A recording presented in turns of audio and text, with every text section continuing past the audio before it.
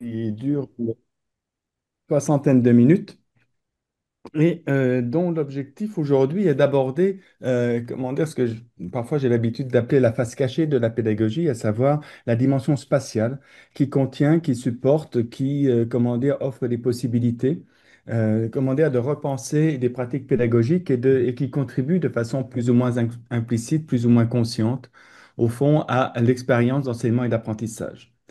Dans le principe de ces webinaires, donc d'une soixantaine de minutes, nous avons là aujourd'hui le principe numéro 2, si je puis dire, à savoir qu'il y a comment dire, contributions, deux partages d'expériences qui sont complémentaires et qui sont aussi internationales. Alors, internationales au sens où Ambre et Asiba vont partager le travail qui est fait dans le cadre de la chaire de développement pédagogique qui s'intitule Repenser les espaces pédagogiques dans l'enseignement supérieur.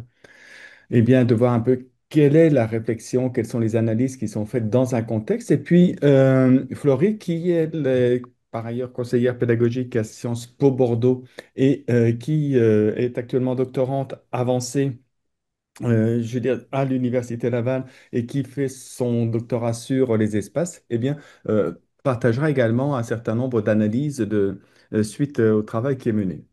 Là, la dynamique est assez simple au fond, c'est que chaque participant, enfin que chaque contributeur, contributrice, en tout cas chaque contributrice en l'occurrence, dispose de 15 à 20 minutes maximum. Et puis ensuite, donc on va faire deux tours comme ça. Donc ça va nous amener à 40 minutes de déroulement. Donc là, on sera à 12h43, de façon à nous laisser un temps suffisant d'échange, de revenir sur à la fois ce qui a été présenté et aussi de s'autoriser à poser, comment dire, ses propres questionnements et à partager aussi sa propre expérience. Hein. On est bien là dans une approche qui se veut, comment dire, collaborative, qui se veut co-constructive, qui vise aussi à se donner, comment dire, à s'offrir, j'ai envie de dire, entre nous, pendant une soixantaine de minutes, ben, un espace de réflexion où il n'y a aucun enjeu, si ce n'est celui du partage. Donc, sans plus attendre, je vais passer la parole à Ambre et à Siba pour maximum 20 minutes. C'est à vous. Merci Didier pour cette introduction.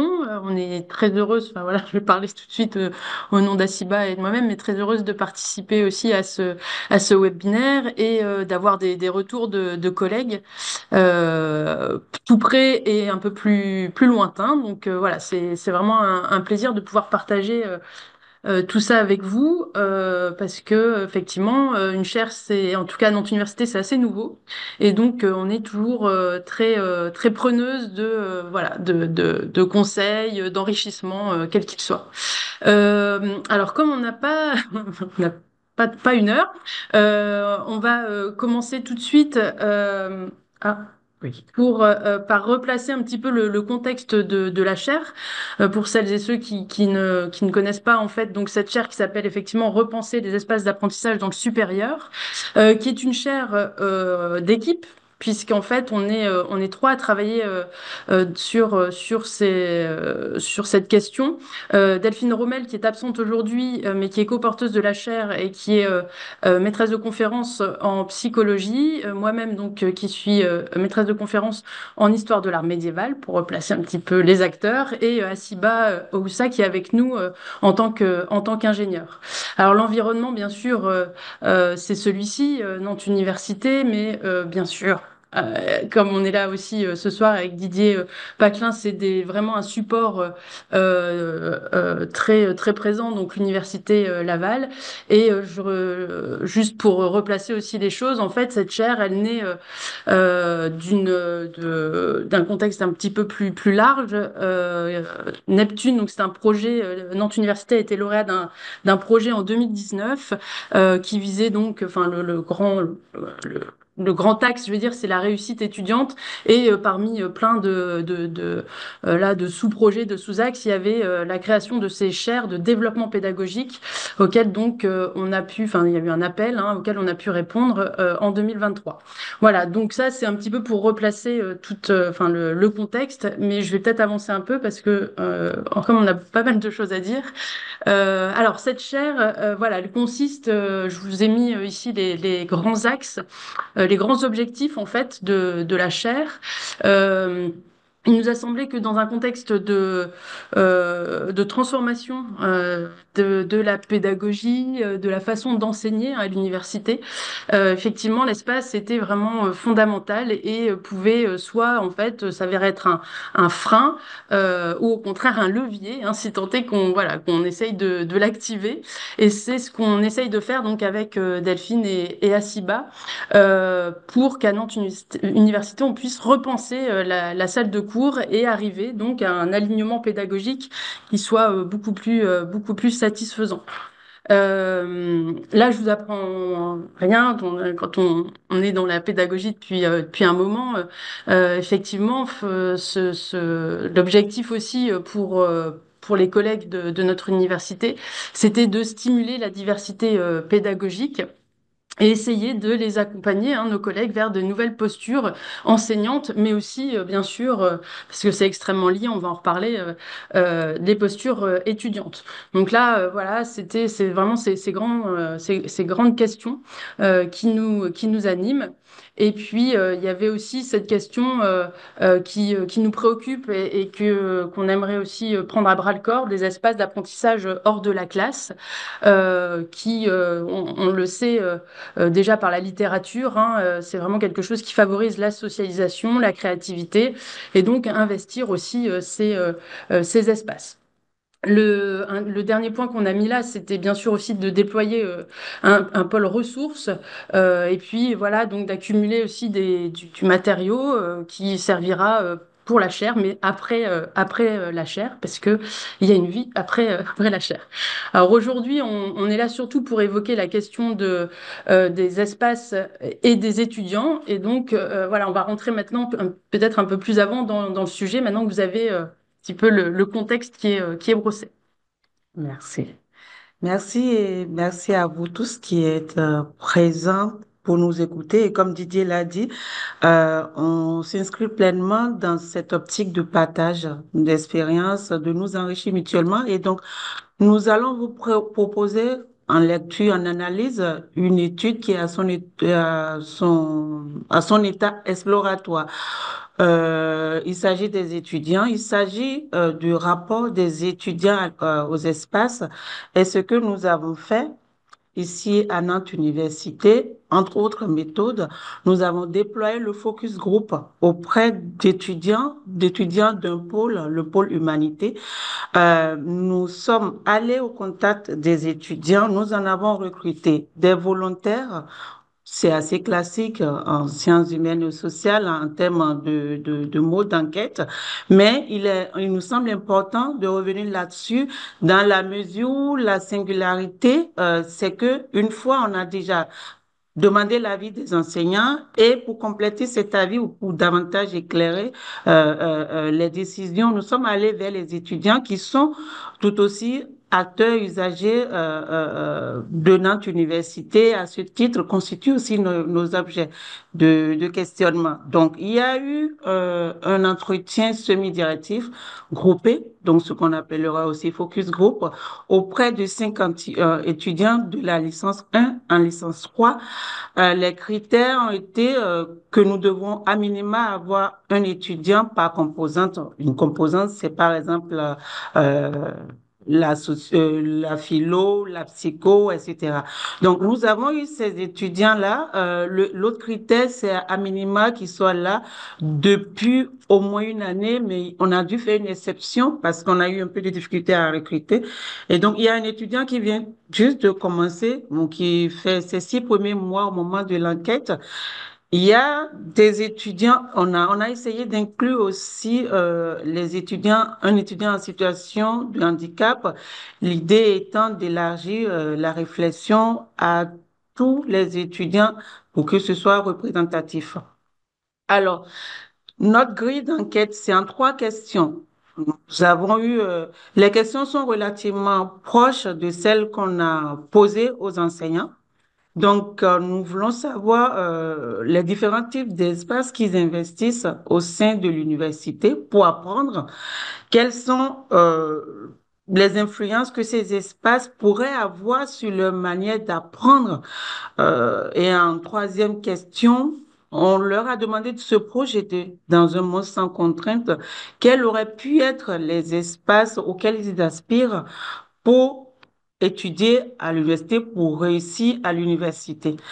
Et donc, la première question, on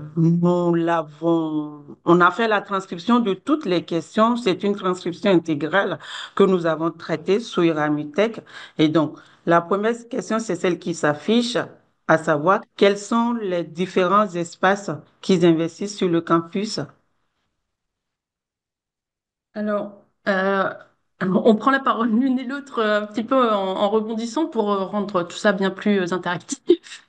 Euh, ce qui est assez, enfin, surprenant, alors je sais pas, je parle en tant qu'enseignante peut-être, ça a été les réponses finalement hein, des étudiants qui ont été interrogés, étant entendu que les lieux où ils pensent apprendre hein, ne sont pas les lieux dans lesquels on dispense véritablement les cours, mais la plupart en fait ont surtout parlé alors de la BU. Alors ça, la BU, c'est vrai que c'est un lieu quand même qui a été beaucoup nommé et sur lequel on est pas mal revenu. Les salles de TD, donc vous avez une image là pour évoquer la salle de TD avec les ordinateurs. Des lieux qui sont des lieux finalement un petit peu en dehors, nous on appelle ça des tiers-lieux, mais en tout cas qui ne sont pas les salles de cours.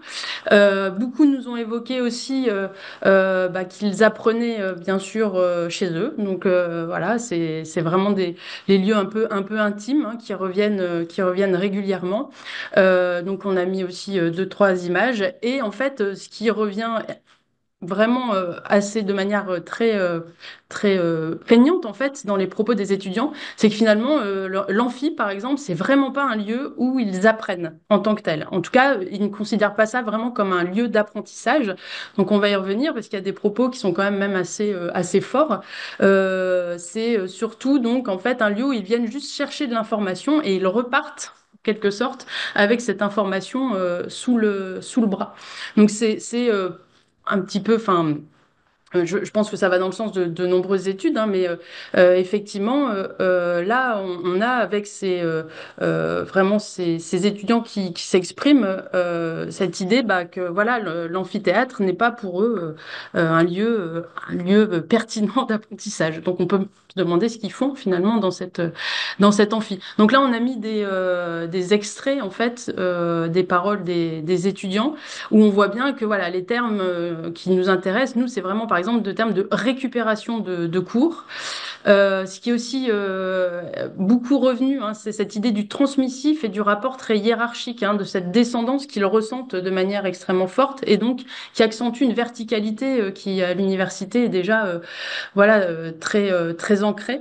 Et donc vraiment, voilà, ça vient confirmer un petit peu hein, tous ces ressentis. Alors peut-être en contrepoint, on peut dire que c'est des choses qui n'étaient pas du tout mises en avant par les enseignants par ailleurs, qui ne revenaient pas forcément enfin pour eux, c'était pas forcément le problème n'était pas forcément là. Donc c'est intéressant aussi de mettre en regard en fait le focus group enseignant et le focus group étudiant pour ces aspects-là notamment. Voilà, donc là on a mis quelques extraits qui vont hein, cette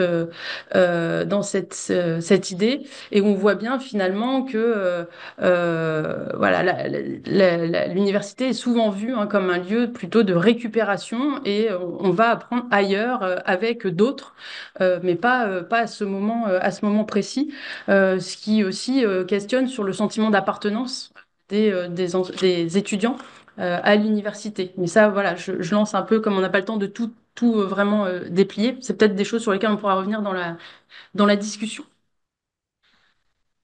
Voilà, donc ça, c'est encore euh,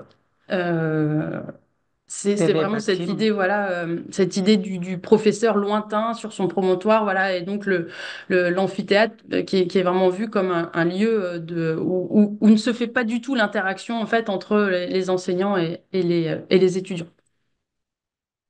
Dans la continuité de ce que Ambre vient de dire, c'est aussi pour appuyer le propos, sachant que les images, les photos que vous avez à l'écran, ce sont toutes des photos que nous avons récupérées la bibliothèque, ça s'appelle la photothèque, de l'Université de Nantes pour illustrer nos propos et donc pour les étudiants. Et ça, c'est pas nouveau. La, la spécificité, l'élément que je pense être important à préciser, c'est que cette étude aurait lieu il y a 5 ans. On ne sait pas si l'investissement, l'appropriation de la BU aurait été la même en fait, parce que, pour rappel, pour ceux qui ne connaissent pas notre université, la BU, la bibliothèque universitaire au niveau du pôle TETRE, a été vraiment réaménagée pour s'adapter à certaines configurations qu'on peut trouver ailleurs, à savoir des espaces autres que des espaces très rigides de cours. Et c'est peut-être pour ça qu'il y a eu cet élan, cet engouement vers ces lieux-là. Mais quoi qu'on dise, la BU pour les étudiants, c'est le prolongement des espaces de cours.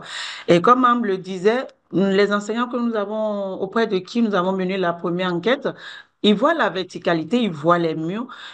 Et c'est pas du tout le cas des étudiants qui semblent avoir une autre dimension des espaces. Pour eux, l'espace physique ne va pas changer demain.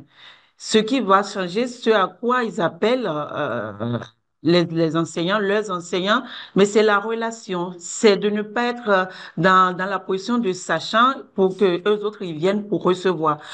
L'espace, l'amphi ou le bâtiment que les enseignants nomment comme étant l'élément rebutant, c'est au contraire l'espace que les étudiants pensent investir. J'oppose le têtre à la sensive. Pour eux, la sensive, avec ses larges escaliers, c'est l'endroit où on va se poser, où on va s'exprimer et ne pas être ceux et celles qui viennent tout le temps pour recevoir. Là, c'est pareil, vous a remis qui illustrent vraiment ce propos-là. Donc, des étudiants qui disent, voilà, j'apprends essentiellement chez moi. On apprend aussi que certains, en fait, vont apprendre sur place, mais seulement quand ça les intéresse, en fait. Donc, ça dépend aussi beaucoup de l'enseignant du cours et du contenu.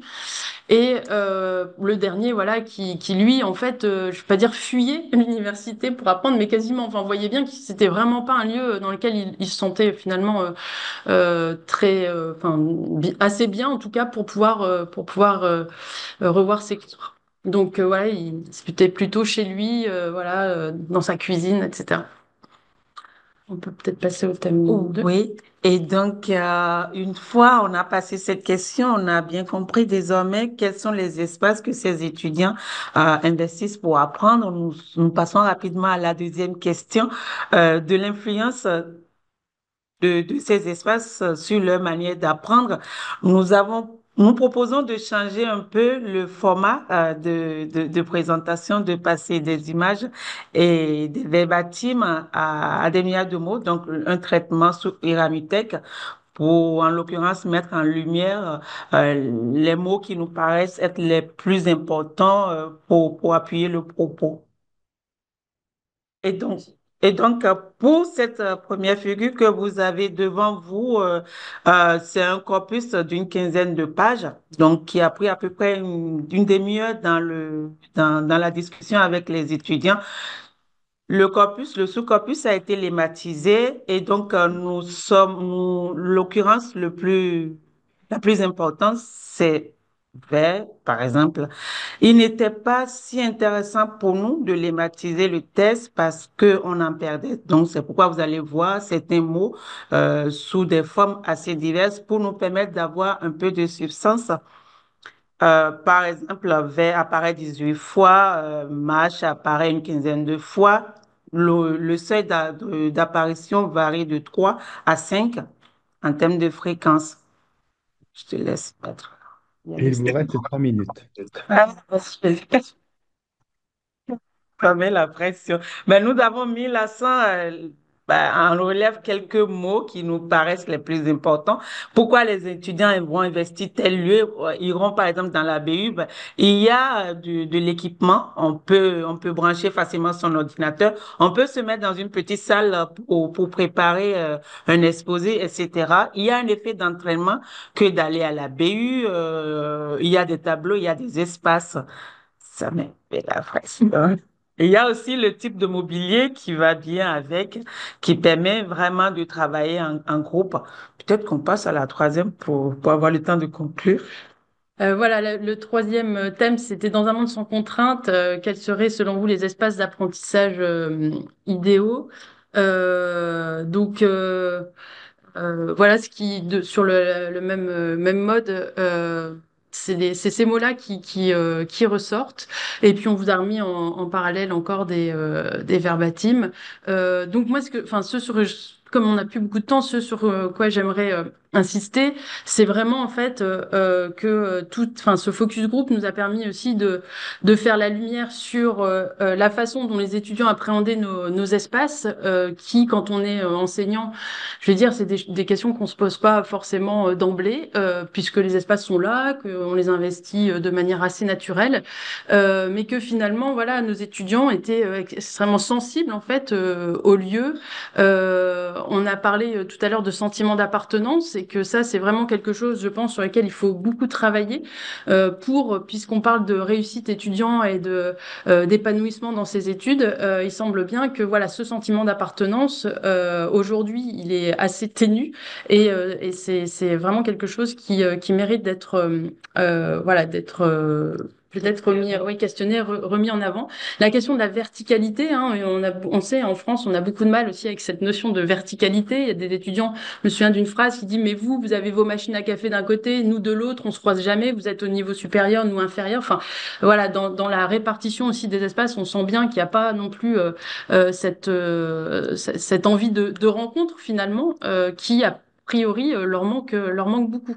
Donc voilà un peu les résultats, les mots-clés sur lesquels maintenant on va pouvoir travailler et essayer de voilà d'analyser de manière un petit peu plus profonde ces résultats de focus group. On n'aura pas vraiment le temps de parler de notre dendrogramme. On mettra notre Non. document à disposition si nécessaire. On va se permettre d'avoir le temps de conclure. Mais ce dendrogramme, ça revient vraiment sur ce qui peut être important pour les étudiants dans la relation à l'espace, dans la relation aux enseignants, à ces personnes-là qui contribuent à leur formation. Et donc, pour conclure, je laisse Ambre conclure notre propos. Oui, c'est un peu ce que voilà, vous allez voir, enfin, vous allez voir apparaître ce que je viens d'expliciter de manière un peu rapide parce que Didier nous pousse. Donc, c'est effectivement prendre conscience que le public étudiant a changé et que les lieux doivent eux aussi finalement changer, que effectivement la posture enseignante et la posture étudiante sont différentes et que, à notre sens, encore une fois, l'espace, c'est vraiment un des leviers, je vais dire, incontournables pour cet alignement pédagogique. Je vais parler de la proximité avec les étudiants et effectivement, voilà, terminer sur ces espaces qui ont des influences. On en a parlé sur la motivation et donc aussi sur la réussite, hein, ça c'est certain. Et puis peut-être la dernière, voilà, donc, poser cette question un petit peu rhétorique, mais est-ce qu'on doit continuer à faire des cours en amphi quand on voit effectivement que ces cours finalement sont pas ressentis, enfin voilà, il y a beaucoup de choses assez négatives hein, qui sont ressorties du côté des étudiants. Voilà, donc là c'est un petit peu, c'est une question un peu provoque, hein, mais voilà, qu'on voulait, qu'on voulait poser. On la pose et voilà. Alors, Bon, 21 minutes. nous sommes bonnes dans le temps. Merci beaucoup de nous avoir Merci beaucoup écoutés. à Merci. toutes les On deux. a été trop vite. On n'a pas. Bah, Ouais, ça va voilà. vite, hein, 20 minutes à deux, c'est court, hein.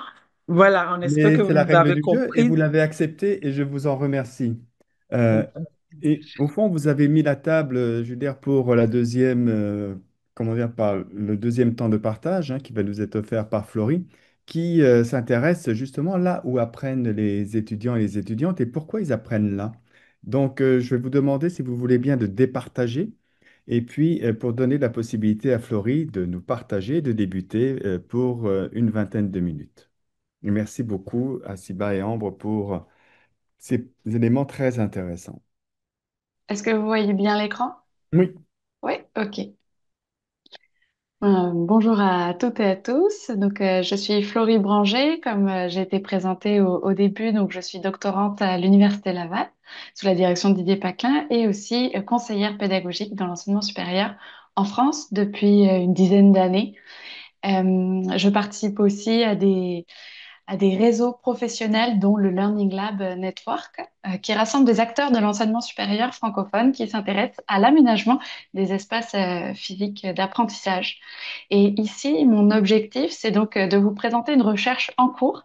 Elle est pas terminée, donc je vais vous présenter où j'en suis et également notamment la méthodologie en espérant que ça puisse peut-être inspirer certains ou certaines d'entre vous pour mener des études dans vos environnements et dans vos établissements. Notez bien toutes les questions. On pourra revenir sur les éléments méthodologiques si jamais je vais un peu vite pour respecter le temps. Alors. Je vais démarrer juste par une petite citation. C'est une architecte, Myriam Chabani, qui a pris la parole sur France Inter en janvier 2025. Elle parle du fait de construire des lieux où on peut être ensemble et construire des façons de faire commun avec patience, car ça prend du temps. Et on sait qu'en ce moment, le temps, est précieux. Et un peu plus tard dans la discussion avec le journaliste, elle indique que le dialogue n'arrive pas à la fin. On ne dessine pas un projet pour après demander l'avis des gens. Et je trouvais ça intéressant pour dire, intéressons-nous aux espaces civiques d'apprentissage avant de prendre le crayon pour commencer à dessiner des bâtiments, etc. Et intéressons-nous à ce que vivent les gens dans ces espaces. Donc pour ça, je vais vous mettre un petit peu le contexte, mais j'irai rapidement, pour ensuite vous présenter ma question et mes objectifs de recherche, mon cadre conceptuel, la méthodologie et de manière humble, on va dire, des premiers résultats.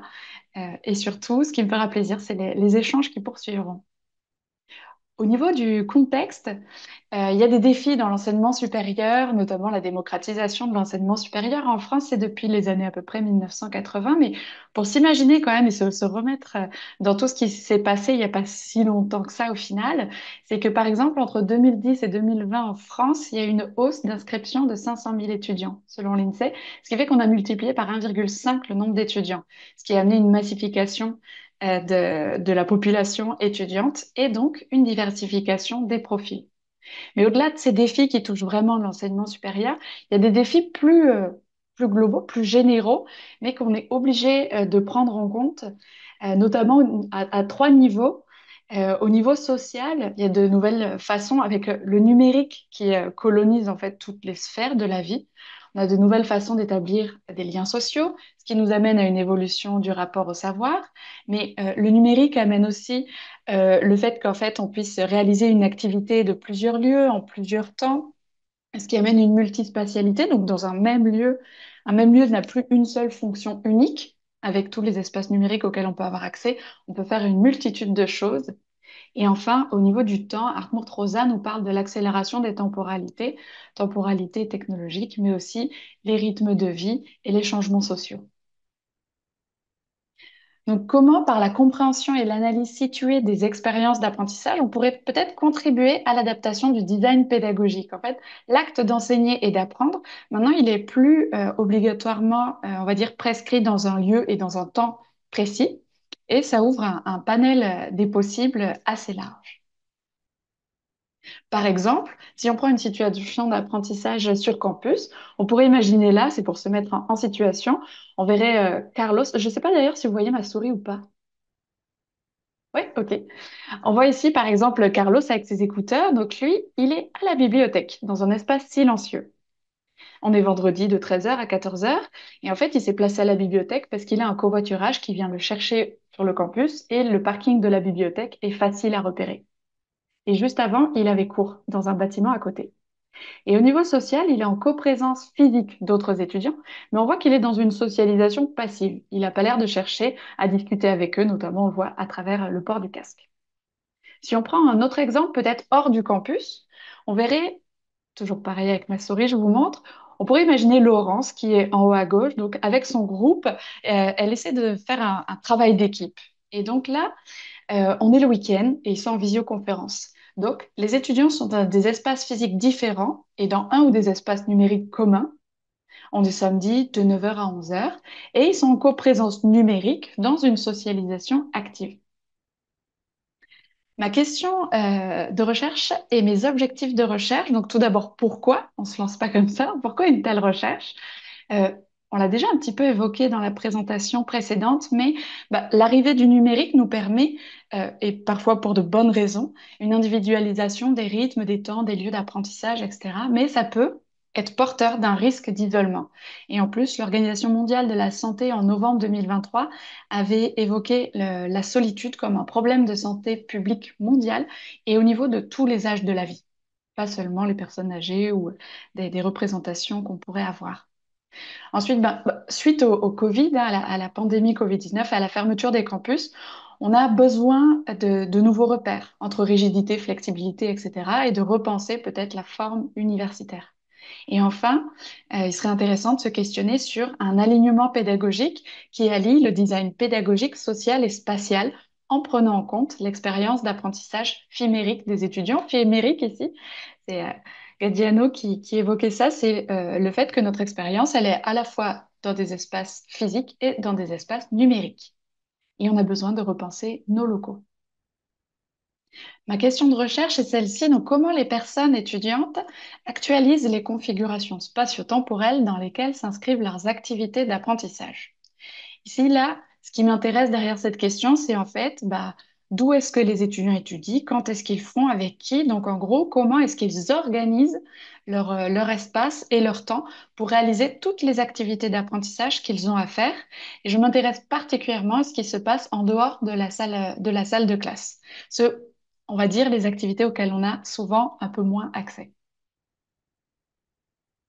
Et donc, ça pourrait se représenter comme ça. Par exemple, imaginons que les triangles soient les activités d'un étudiant durant sa journée. Donc, ces triangles avec une dimension espace, temps et social. Quand c'est grisé, c'est que ça concerne l'apprentissage. On pourrait se dire, quelle est la diversité de ces espaces-temps sociaux? Quelles sont leurs formes, académiques ou non, prescrites ou non? Est-ce qu'il y a des schèmes ou des patterns qui ressortent, etc. Mes trois objectifs de recherche, donc ça va être d'identifier les ressources présentes dans l'environnement d'apprentissage, caractériser le territoire de l'apprendre, comprendre où est-ce qu'ils étudient et où est-ce qu'ils apprennent, et décrire les dynamiques de conversion. Donc, pourquoi est-ce qu'ils utilisent ou pas telle ou telle ressource à leur disposition. Le cadre conceptuel et théorique, il s'appuie principalement sur deux éléments, et on pourra y revenir si vous avez des questions. Tout d'abord, ce fameux triangle que je vous ai présenté avec l'espace, le temps et le social. Donc, l'arête spatiale, l'espace, il peut être numérique ou physique, il peut être formel ou non formel. Au niveau de l'arête temporelle, on peut parler du moment, de la durée d'apprentissage. Et au niveau de l'arête sociale, on peut avoir une activité individuelle, collective et rechercher une socialisation active ou passive. Et tout ça, c'est dirigé vers des buts, la réalisation de tâches et on peut s'appuyer sur des outils ou des ressources. Et ce qui va m'intéresser, c'est quelle est la cohérence entre ces différents espaces-temps sociaux et comment est-ce qu'ils s'articulent. Pour juste, parce que je parle beaucoup d'espace, donc juste pour le resituer un petit peu. Donc, le lieu, c'est là où on se situe. L'espace, c'est une aire dans laquelle on se déplace dans un espace-temps pour une fonction définie. Et le territoire, c'est l'ensemble des espaces qu'une personne utilise. Donc, le lieu, il fait partie d'un espace et l'espace, il participe de l'édification du territoire. Et moi, je m'intéresse particulièrement au territoire de l'apprendre. Donc, par exemple, si je le schématise ici, ça c'était avant d'avoir les données, je vais pouvoir vous présenter tout à l'heure à quoi ça commence à ressembler. On pourrait avoir une région académique et une région non académique pour un étudiant. Chaque triangle, ce serait les espaces dans lesquels il étudie, puis la taille du triangle, ça pourrait être le temps qu'il y passe, par exemple. La deuxième théorie sur laquelle je m'appuie, donc c'est la théorie du choix social d'Amartya Sen. Je la trouvais intéressante parce qu'elle allie en fait la capacité d'un individu aux possibilités offertes dans l'environnement, ce qui donne le mot capacité. Et en fait, Amartya Sen, il a été prix Nobel en économie et il est parti de l'étude de situations dans son pays d'origine, en Inde, où il y avait des famines seulement sur le territoire. Il y avait assez de nourriture pour nourrir l'ensemble de la population. Seulement, comme il y avait des famines, ça voulait dire que certains individus n'avaient pas accès à cette nourriture. Donc, il peut y avoir des ressources présentes dans notre environnement, mais en fonction de qui nous sommes, etc., de nos possibilités, de nos capacités, eh bien, on peut y avoir accès ou pas. Si on le relie à nos fameux triangles et à notre fameuse personne étudiante, on pourrait dire que bah, l'étudiant, sur la droite, on voit, il a agencé ses espaces-temps sociaux. Et pour ça, il a fait des choix. Donc, il avait un champ des possibles qui était à sa disposition. Il a fait des choix en fonction, bah, est-ce que c'était ouvert, fermé, quel jour on est, de quoi est-ce qu'il a besoin aujourd'hui, envie, etc.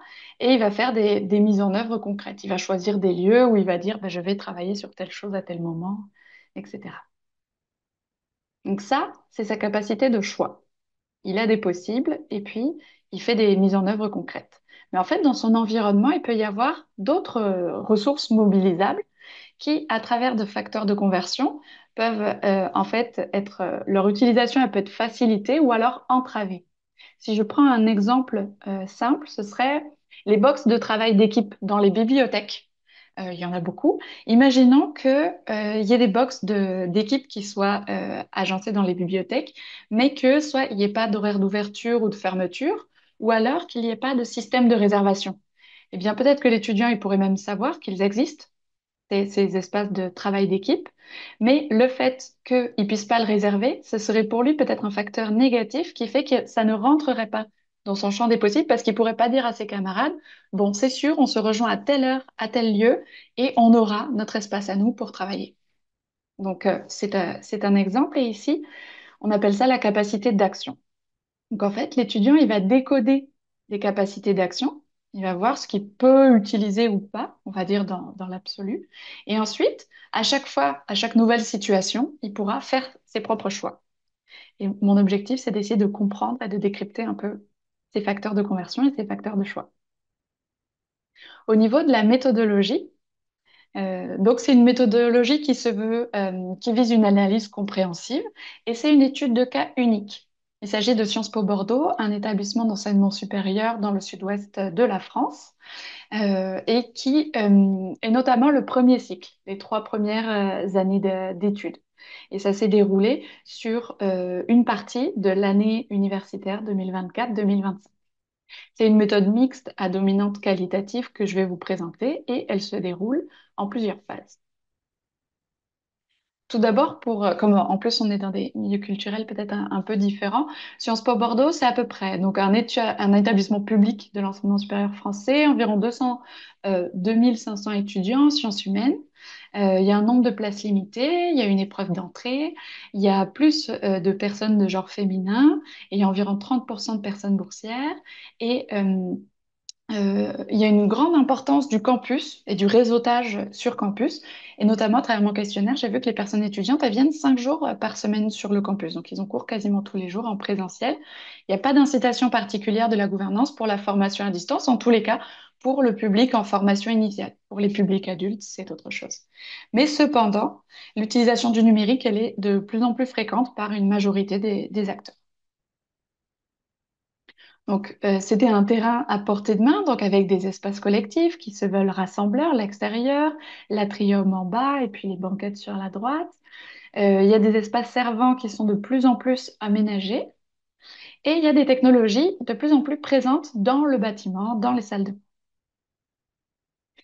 Il y a 3 populations qui ont été interrogées, donc 4 personnes ayant des responsabilités institutionnelles dans l'établissement, la personne directrice des études, personne en patrimoine, la personne responsable de la bibliothèque et la personne qui gère le soutien aux personnes étudiantes.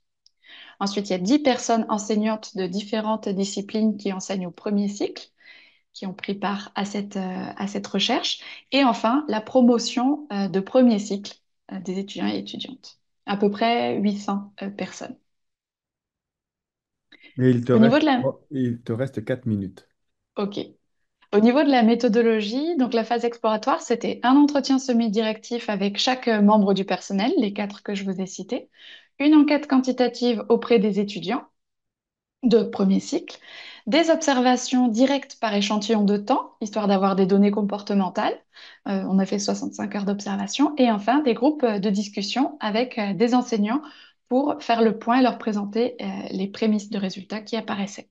Et la phase 2, c'est une phase compréhensive que je vais vous détailler par la suite et sur laquelle on pourra revenir, qui se déroule en 3 parties. J'ai fait une rencontre collective avec 21 personnes étudiantes qui ont été sélectionnées au travers de l'enquête quantitative. Elles ont rempli pendant une semaine chacune un emploi du temps. Et enfin, avec chaque personne, à la suite, j'ai fait un entretien semi-directif d'1 heure. Au niveau des premiers résultats, donc déjà, il y a eu le traitement des emplois du temps. Donc les emplois du temps, ils ressemblaient à ça. Donc je leur demandais qu'est-ce qu'ils avaient fait à quelle heure, où, avec qui et avec quoi. Je l'ai mis dans un tableur et j'ai sorti des petits graphiques. J'ai également fait un rendu visuel et schématique de l'emploi du temps. Donc ici, ce sont des horloges. Donc chaque rond, c'est une journée. Ensuite, les tranches, ce sont les activités. Et ici, c'est minuit, 6 heures. Là, il arrive midi, 18 heures. Ça se lit comme ça dans ce sens-là. Et chaque tranche, si elle s'arrête dans le premier cercle, c'est qu'elle se déroule sur le campus. Si elle va jusqu'au fond, c'est que, elle se déroule hors du campus. Et ensuite, j'ai colorié. Quand c'est jaune, c'est que la personne, elle est seule, même s'il y a des gens autour d'elle, mais elle est venue dans ce lieu réaliser ce qu'elle devait faire de manière seule. Et quand c'est bleu, c'est qu'elle est entourée. Et à la fin, j'ai entouré en gras les activités d'apprentissage qui sont celles qui m'intéressent particulièrement. Donc ça peut donner quelque chose comme ça. Et déjà, on peut voir qu'il y a des expériences très variées pour un même programme. Donc, par exemple, celle-ci, bah, la personne, elle est plus souvent seule, on va dire, qu'avec d'autres personnes. Néanmoins, j'ai dû imaginer un jaune tacheté de bleu parce qu'elle est souvent en visio avec sa famille qui est loin. Ici, c'est une personne qui est souvent entourée d'autres camarades et notamment, on voit, c'est marrant, que quand elle est sur campus, enfin, en tout cas cette semaine-là, elle n'est jamais seule, elle est toujours entourée des autres. Et enfin, la dernière personne, on voit qu'elle utilise beaucoup le campus. Elle est vraiment souvent sur le campus, particulièrement bon, pour ses activités d'apprentissage, on voit qu'il y en a beaucoup plus sur le campus qu'ailleurs. Et pour vous montrer un fameux territoire de l'apprendre, qui cette fois-ci, je n'ai pas dessiné à la main, voilà, on peut voir qu'il y a une grande partie qui se déroule en dehors de la salle de classe et c'est ce qui complète la première présentation avec, effectivement, il y a des cours en amphi. Ici, il y a eu 12 heures. Il y a des salles de cours avec 9 heures. Il y a un cours de sport. Le sport est obligatoire avec 1 heure. Mais on va voir dans les espaces non formels, les bibliothèques qui ont toute leur place. Ici, la bibliothèque de l'établissement même. Mais cette personne, elle utilise aussi une bibliothèque qui est à proximité. Et en fait, pourquoi dans l'entretien j'ai compris, c'est qu'en fait, c'était vraiment sa trajectoire de sortie du monde académique. Donc, elle était dans Sciences Po Bordeaux, et puis en fait, cette bibliothèque se trouve sur son trajet entre son établissement et chez elle. Et de plus, elle indiquait que, comme ils ont cours tous les jours, etc., bah, vers la fin de la semaine, ça lui faisait parfois du bien d'aller s'isoler dans cette bibliothèque. Autre élément de la même personne, c'était que parfois, quand elle a des choses vraiment urgentes à faire et très importantes, elle préfère aller dans cette seconde bibliothèque parce qu'elle risque moins de croiser des camarades et donc de discuter, de papoter, etc. Donc, les entretiens permettent vraiment de comprendre davantage ce qui peut se jouer. Et je préfère peut-être arrêter là, histoire qu'on puisse entrer dans les échanges. Belle initiative. Merci beaucoup, Florie, pour cette présentation. Bien sûr, je rappelle que j'ai bien conscience de toute la frustration, mais l'objectif, c'est aussi à partir de cela, d'initier comment dire, la discussion, l'échange. Donc, sans plus attendre, je vous donne la parole. Vous pouvez lever la main physiquement, la main virtuellement. Donc, on est dans une démarche digitale. C'est à vous. Qui se lance? Bon, Yvan, je t'ai donné 10 $ pour poser la première question. J'ai pas encore reçu les 10 $, mais je vais poser la première question. Ça s'adresse à vous deux, en fait, aux deux groupes. C'est très intéressant, premièrement, de parler d'espace d'apprentissage encore plus depuis la pandémie de la COVID, parce que on dirait que tout a changé dans l'enseignement. C'est aussi intéressant de savoir et de lancer le message au gouvernement de ne plus investir autant sur le béton, de construire des immeubles différemment, avec des espaces, des architectures différentes. Alors, ma question, par rapport à ce que j'entends, très intéressant comme, je dirais, semi-conclusion parce que les recherches ne sont pas terminées. Qu'est-ce qu'en pensent les enseignants et qu'est-ce qu'en pensent les décideurs, c'est-à-dire les administrateurs, de ce que vous avez déjà été capable de déceler comme tendance chez les étudiants? Merci Yvan. Est-ce que Asiba, Ambre, vous voulez débuter? Oui, alors Sibelle est en train de faire, je sais pas, je ne vous vois plus. Ah, je fais des petites choses, je vais laisser. Bon, bah, je vais parler J'aime bien. sans vous voir. Ah voilà. C'est quand même plus agréable. Alors en fait, enfin, alors, en France, on n'est pas très avancé hein, les transformations pédagogiques, comme vous le savez. Euh, Ça met un petit temps. Et en fait, moi, enfin, les enseignants prennent, mais vraiment difficilement conscience de ça, en fait. C'est-à-dire, j'ai l'impression que pendant très longtemps, voilà, on ne s'est pas du tout interrogé sur où apprennent nos étudiants, qu'est-ce qu'ils apprennent, etc. Enfin, je vais sortir voilà, un poncif un peu peut-être caricatural, mais j'ai encore beaucoup de collègues qui entrent en salle de cours avec voilà, avec leur cahier et qui, une fois fermé, ferment la salle aussi et voguent voilà, vogue le navire, quoi. Enfin, on verra bien, on se verra la semaine prochaine, quoi. Voilà. Donc, je crois que c'est vraiment ça, en fait.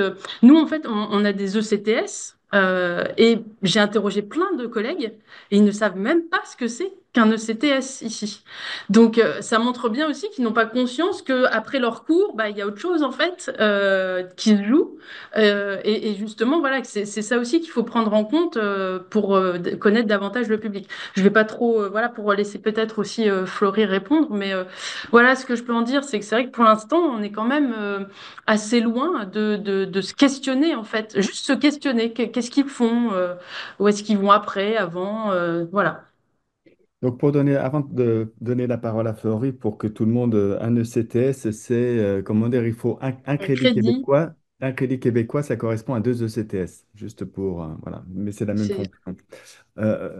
Florie, Oui, ensuite. Bon.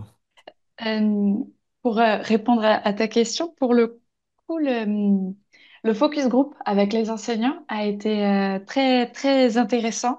Et il y avait notamment la question de amener les étudiants à coopérer en dehors de la salle de classe.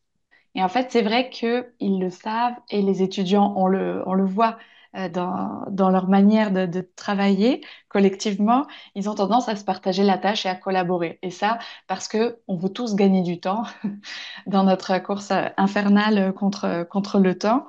Donc, il y a eu beaucoup d'échanges au niveau des enseignants sur deux éléments, notamment les règles. Ben, qu'est-ce qu'on peut faire dans nos consignes, en fait, pour les amener à collaborer, par exemple, utiliser le nous, leur demander à l'oral, comme vous l'avez fait, à Siba et Ambre, à vous partager la parole beaucoup plus, etc. Mais aussi les espaces. Et donc, à voir et à aider les étudiants à savoir quels espaces sont à leur disposition, etc.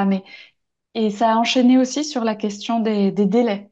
Et en fait, je le vois en interrogeant les étudiants, c'est incroyable et je ne sais pas si on a conscience à quel point notre rythme du semestre, mais notre rythme aussi des cours et notre rythme de chaque date butoir va vraiment façonner et organiser leur temps et leur manière de s'organiser. C'est vraiment parce que même si la date est plus loin et que oui, ils pourraient s'organiser très bien et ne pas rendre tardivement, etc., les enseignants demandaient par exemple la remise du plan à minuit le dimanche. Eh bien, il y a des étudiants qui allaient y passer toute la soirée, alors que ce sont de très bons étudiants. C'est pas parce qu'ils n'ont pas travaillé avant, c'est qu'ils se disaient, mais ça me permet de continuer, etc. Donc peut-être pourquoi pas aussi se questionner nous et dire, mais est-ce que est-ce qu'un horaire devrait être minuit ou est-ce qu'on devrait dire plutôt, je sais pas, mais en tout cas avoir ce genre de discussion me paraît intéressant. Et l'autre chose, c'est juste une phrase, mais qui m'a marquée. C'est la directrice des études qui disait que en discutant avec les étudiants, en fait, avant, elle se rendait pas compte à quel point les espaces numériques avaient de la place dans leur expérience. En fait, elle dit, mais tout ce qui se passe sur les réseaux sociaux, tout ce qui se joue entre eux, il y a comme plusieurs couches d'espace entre les espaces physiques, mais aussi tous les espaces numériques dans lesquels ils appartiennent. Je ne sais pas si c'est pas ça aussi qui fait partie un peu de la fatigue qui peut être perçu chez les étudiants et les étudiantes. Merci beaucoup, Asiba, Ambre et Florie, pour vos réponses. Aurore. Oui, merci à toutes les trois pour vos présentations. Je trouvais très intéressant d'avoir cette vision un peu, cette perspective entre vos présentations. Euh, la première présentation, ce qui m'a interpellée forcément, c'est ce que tu as dit, Ambre, c'est que les étudiants n'apprennent pas en amphi. Voilà, je suis enseignante, donc forcément ça m'interpelle. Ils viennent juste récupérer des notes. Et Florie, quand tu nous as montré à la fin la dernière diapositive sur les lieux où les étudiants apprennent, bah, on voit quand même que l'amphi, si je me souviens bien, c'était sur la gauche, prenait quand même une place conséquente. Donc voilà, j'aurais aimé savoir, Florie, est-ce que tu avais des éléments par rapport à ça? Est-ce que toi aussi, ils ont dit qu'ils n'apprenaient pas dans l'amphi ou un rapport différent? En fait, ma question, c'est est-ce que c'est une question vraiment d'espace ou de posture magistrale, voilà, le format d'enseignement. Enfin, ça m'a interpellée. Je pense vraiment que c'est plus une question de format. Il y a même, je crois, une étudiante à moi qui me dit, c'est pas tant la forme des espaces que ce qu'on y fait qui est important. Et par exemple, j'ai eu le même thème qui est revenu aussi avec les amphis, mais est-ce qu'on y apprend, est-ce qu'on n'y apprend pas? Une des choses qui m'a surprise, c'est que à un moment, je leur montre toutes les ressources sociales que j'ai trouvées et je leur demande lesquelles font partie de leur environnement. Et bien, certains étudiants bug quand on montre les enseignants, ils disent bah non, ah aussi, et ils font cours quand même. Oui, quand même. Mais je trouve ça assez, assez intéressant. Et en fait, quand c'est des enseignants qui donnent en petits groupes, là oui, c'est une évidence. Mais quand c'est des enseignants à qui ils ne s'adressent pas, c'est pas forcément une évidence pour eux. Et je me suis permise aussi dans les entretiens parfois de leur demander, même si je m'intéressais au hors de la classe, mais tout de même, je dis, bah, c'est intéressant. Pourquoi tu y vas en amphi? Et au final, quand même, plusieurs indiquaient que bah, ça leur permettait d'écouter, etc., puis de se plonger dans la matière pour y entrer petit à petit. Donc, il y a quand même quelque chose d'intéressant, mais ça a l'air difficile, notamment de tenir l'attention sur le long terme, etc. Cependant, et la prise de notes aussi, mais ça, c'est peut-être pour les premières années. La prise de notes est difficile. Et il y a une étudiante qui dit, ben, en fait, je sais que dans l'espace en ligne commun de la promotion, parce qu'ils se partagent tout, hein, on le sait, et pour parfois ne pas aller en amphi. Mais là, j'avais un exemple vraiment intéressant. Donc la personne, c'est les cours d'économie, elle a du mal, elle n'arrive pas à prendre les notes dessus. Et comme elle sait qu'il y a une étudiante qui les prend très bien et qui partage ses notes sur l'espace commun, ben, elle dit, ben, comme ça, je vais en amphi, puis vraiment, je peux être là et vraiment là, et j'écoute ce qui s'est dit et j'essaie d'y réfléchir. Donc, je pense que peut-être aussi, c'est cette injonction à prendre des notes. On n'est pas dans un dialogue ou dans une réflexion, on est vraiment dans une prise de notes et alors, en plus, quand on la bascule en ligne, on peut mettre pause. Et là, j'ai l'impression que c'est le piège absolu, où les étudiants, ils passent, en fait, je sais pas, 3 heures sur un cours d'1 heure et demie parce qu'ils ont la possibilité de mettre pause. On me dit, mais ils devraient pas mettre pause. Oui, mais quand on peut et qu'on a l'impression que ça nous fait prendre de meilleures notes, on le fait. Moi, je pense que je le ferai aussi. Merci beaucoup, Asiba et Ambre. Oui, merci. Apprendre ou ne pas apprendre en amphi, on va pas dire que c'est tous les 5 étudiants qui nous ont dit ça. Ce qui fait que certains disent qu'ils n'apprennent pas, ça part de choses assez simples, hein. Le mobilier, par exemple, à un moment donné, bah, j'ai 4 5 heures de CM au cours de la journée. À un moment donné, je décroche. Le mobilier est rigide, j'arrive pas à tenir tout le temps. Ça, c'est une des raisons pour lesquelles l'étudiant pense qu'il est là, qu'il n'apprend pas. Il n'apprend pas aussi par rapport à la posture de l'enseignant qui est distant. Par exemple, un étudiant en situation de handicap nous a dit, eh bien, moi, j'arrive en amphi, je suis positionné devant. J'ai pas la possibilité de discuter, d'échanger avec les camarades qui sont derrière moi. Une fois le cours est terminé, il faut enchaîner sur un autre cours. On n'a pas de relation. Donc, pour toutes ces raisons, j'apprends pas forcément en amphi. Et pour faire un lien avec la présentation que nous avons eue ce matin, on avait fait une présentation sur les espaces, l'inventaire que nous avons fait des salles. Eh bien, quand on prend l'amphi par rapport aux normes architecturales et ministérielles, c'est à peu près 1 mètre carré par étudiant en amphi. Eh bien, sur les 11 amphis que nous avons répertoriés, il n'y a que 4 qui offre ce volume à chaque étudiant.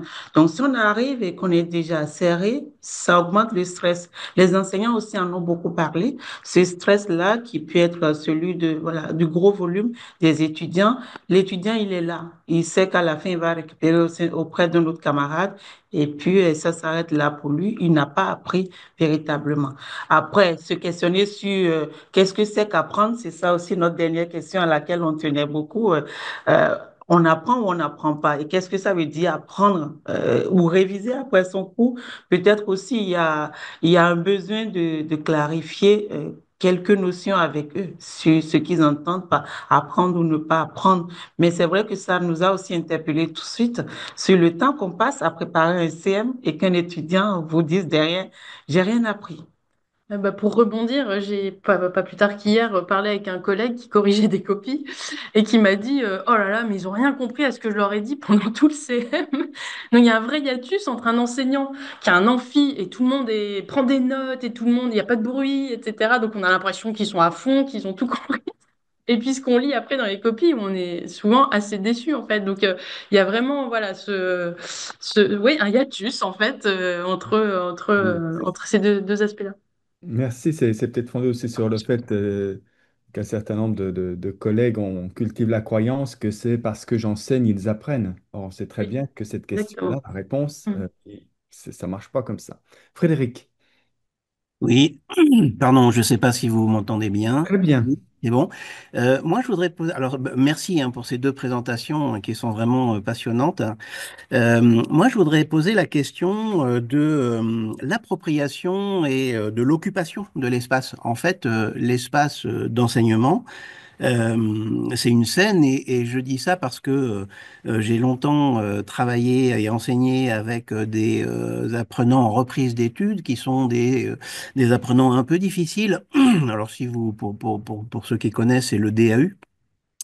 Donc pour des étudiants qui sont en reprise d'études, des adultes en reprise d'études, et qui ont en général beaucoup de mal en fait à rester dans la posture de l'étudiant standard, assis sur une chaise pendant 3 heures à écouter un enseignant s'exprimer. Et en fait l'enseignant dans cette situation est vraiment obligé d'occuper l'espace, de transformer d'une certaine manière la salle de cours. Alors pour les amphis c'est plus difficile, mais la salle de cours en une scène, de s'approprier vraiment cet espace et puis de dynamiser en fait l'espace. Et ma question, c'est est-ce que est-ce qu'on a conscience de ça aujourd'hui? Est-ce que ces espaces sont prévus pour qu'on puisse se les approprier comme ça, déplacer les mobiliers, changer l'ambiance, etc. Parce que c'est vraiment très très important. Et dans un lieu en fait, accessoirement, je suis architecte de formation et donc cette question, et c'est pour ça que je suis là ce soir, cette question de l'occupation de l'espace m'intéresse beaucoup. Et donc, on le sait, un même lieu peut être occupé de façon très très différente, peut être dynamisé de façon très différente et peut être, j'ai même envie de dire, théâtralisé de façon très différente, mis en scène, enfin, etc. C'est pas, de mon point de vue en tout cas, et c'est la question que je pose, c'est pas un espace inerte en fait, c'est pas quelque chose de statique et d'inerte, c'est un lieu qu'on peut s'approprier et puis mettre à profit en fait. Voilà. Voilà. Merci beaucoup, Frédéric, pour cet apport et ce questionnement assez bas en Floride. Des réactions, des Ouais, je peux commentaires. peut-être, Oui, alors effectivement, là on touche vraiment au cœur un peu aussi de nos questionnements. Euh,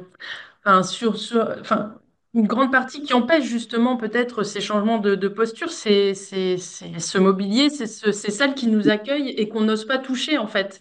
On a encore eu une conversation ce matin avec un collègue parce qu'on voudrait essayer à Nantes pendant une semaine de bouger du mobilier et un collègue, j'ai l'impression qu'il y a eu une illumination à dire ah bah oui c'est vrai je peux bouger dans ma salle. Et lui, il se posait pas la question. En fait, il arrivait, la salle était comme ça. Donc voilà. Donc il y a vraiment cette idée. Enfin, ma collègue en psycho serait là, elle vous parlerait d'affordance, c'est-à-dire ces lieux qui en fait, enfin, vous invitent à faire quelque chose parce qu'ils sont justement dans une position spécifique, c'est-à-dire bah, on enseigne en transmissif parce que c'est en format bus et que voilà, on va pas plus loin. Il y a aussi tout, enfin, la question très matérielle, très pragmatique, hein, c'est que les cours s'enchaînent et que changer un format de salle, ça veut dire 6 mètres avant, 6 mètres après, ça dépend combien on a d'étudiants. Enfin, il y a tellement de, voilà, il y a beaucoup de questions très, ouais, très pratiques en fait. Que, voilà, ça, je crois qu'il y en a certains que ça rebute vraiment et qui préfèrent en fait ne rien changer pour pas, voilà, avoir tout ça aussi à considérer.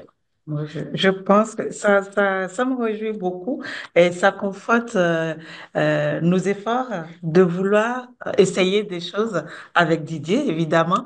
Sur ces questions d'espace, on voit bien qu'il y a un intérêt, mais aussi les personnes qui sont en amont du travail n'acceptent pas, peut-être parce qu'il n'y a pas assez de communication. Quand nous, on a demandé aux étudiants de nous soutenir pour faire la deuxième phase du catalogue, à savoir réfléchir les configurations différentes de ça. Une collègue m'a appelé et comme ça suffisait pas, elle m'a mis un mail pour me dire, une fois que vous avez fini vos scénarios, merci. Remettez les tables et les chaises comme c'était. Donc, il y a cette peur de dire, ben, on arrive demain, ce serait pas exactement comme c'était hier et ça peut être très grave. Mais non. Et quand on va tester, j'ai hâte d'être en novembre pour qu'on teste ce qu'on est en train de préparer là en termes de configuration. Et je pense qu'on va vous revenir pour vous donner des nouvelles. Je crois que Merci. Frédéric Ah, voulait. juste pour vraiment aller au bout du truc, mais c'est vrai qu'en même temps, je rebondis sur ce que tu dis, Assiba, c'est un levier qui est très fort en fait. Quand tu rentres dans une salle et puis que tu dis aux étudiants, bon allez, on fout tout par terre, on va par exemple faire des plots et puis on réaménage tout ça, puis bon évidemment je compte sur vous pour tout remettre en ordre en sortant. C'est un levier très très fort pour dire, bah, là ça change, là ça bouge, là on fait autrement, là on présente les choses différemment, etc. Et on va scénographier d'une certaine manière l'espace-temps. C'est aussi, ça va aussi favoriser des circulations qui sont tout à fait différentes. C'est-à-dire que l'enseignant, je prends cet exemple-là, mais il y en a d'autres, mais en constituant des plots dans une salle, l'enseignant va circuler entre ces plots, va pouvoir faire bouger aussi les apprenants, les faire changer d'un plot à l'autre, enfin, etc. Enfin bref, créer du mouvement. Et c'est dans ce mouvement-là, en fait, que on peut s'approprier la scénographie du cours, quoi. Merci beaucoup, Frédéric, parce que je trouve que à la fois c'est, comment dire, un très beau mot de la fin, c'est-à-dire que ça renvoie à ce que vous évoquiez, l'espace de la scène, et au fond, au-delà de la scène qui contient des actes, ça ramène à l'importance de la scénographie et à la définition des rôles que l'on donne à l'ensemble des acteurs, et d'accepter aussi qu'il n'y a pas qu'un seul acteur qui est l'enseignant ou l'enseignante, mais qui est également les étudiants et les étudiantes. Nous arrivons au terme de ce webinaire et je vous remercie vraiment très, très chaleureusement et amicalement pour votre attention, votre présence et la qualité des échanges et dont on voit bien que eh bien, ça mériterait sans doute de revenir sur ce sujet-là. Peut-être plusieurs informations pour conclure. Il y a eu lundi à Aix-Marseille Université la soutenance de thèse enfin, Amadou Diop qui a travaillé sur les espaces, a soutenu sa thèse. Asiba était présente. Je donne ça en ressources. Il y a, je rappelle, pour ceux et ceux qui comment dire, s'intéressent à cela, ben, toute la dynamique du Learning Lab en France qui est quand même une dynamique fort intéressante avec quand même une spécificité française qui est l'existence d'un DU qui existe sur espace et pédagogie, qui est proposé par Magali Ardouin de l'Université de Rennes, c'est à l'INSPE, je crois. Et donc, tout un ensemble de, comment dire, d'actions qui sont là et qui nous amènent aussi peut-être à continuer les réflexions et peut-être à se retrouver dans une prochaine activité scientifique. Alors, sans vous dévoiler quoi que ce soit, parce qu'avec Aurore et l'équipe nantaise, on n'a pas avancé là-dessus, mais nous travaillons à la deuxième édition du colloque Diversité et Réussite.